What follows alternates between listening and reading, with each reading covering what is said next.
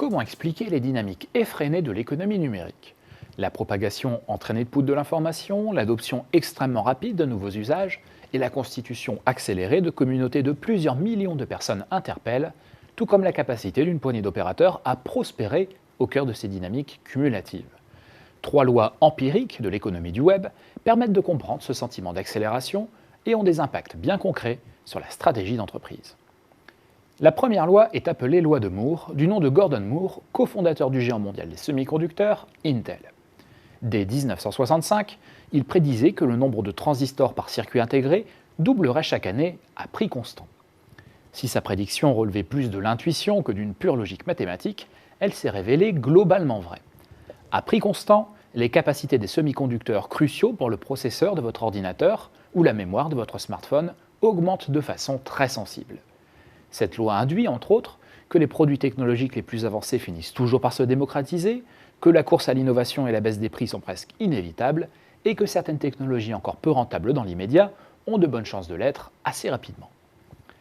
La deuxième loi est appelée loi de Metcalfe, du nom de Robert Metcalfe, fondateur de l'équipementier réseau Freecom. Dès les années 80, il expliquait que la valeur d'un réseau de télécommunications était proportionnelle au carré du nombre de terminaux connectés.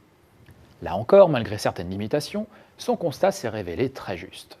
Votre application de messagerie ou votre compte sur un réseau social n'ont de valeur que si vos proches, vos amis ou vos collègues y sont également présents. Cette loi donne un fort avantage initial à la première entreprise à acquérir une taille significative créatrice de valeur et explique la concentration naturelle de certains services autour d'une poignée d'opérateurs.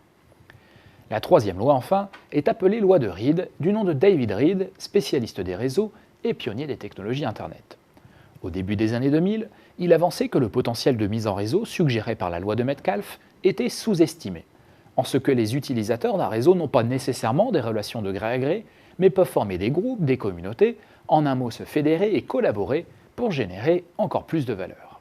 Cette loi est notamment centrale dans la bonne compréhension de toutes les dynamiques collaboratives où cette dimension collective est susceptible de créer de la valeur. C'est le cas notamment des services web tirant un parti maximal de contenu créé collectivement par les utilisateurs. Ces dynamiques exponentielles et cumulatives expliquent ce sentiment d'accélération du progrès porté par la transition numérique. Elles structurent les marchés autour d'une poignée d'opérateurs dominants, accélèrent la constitution de structures géantes, consacrent le fonctionnement en réseau de l'économie et transforment le jeu concurrentiel en gigantesque course à la taille.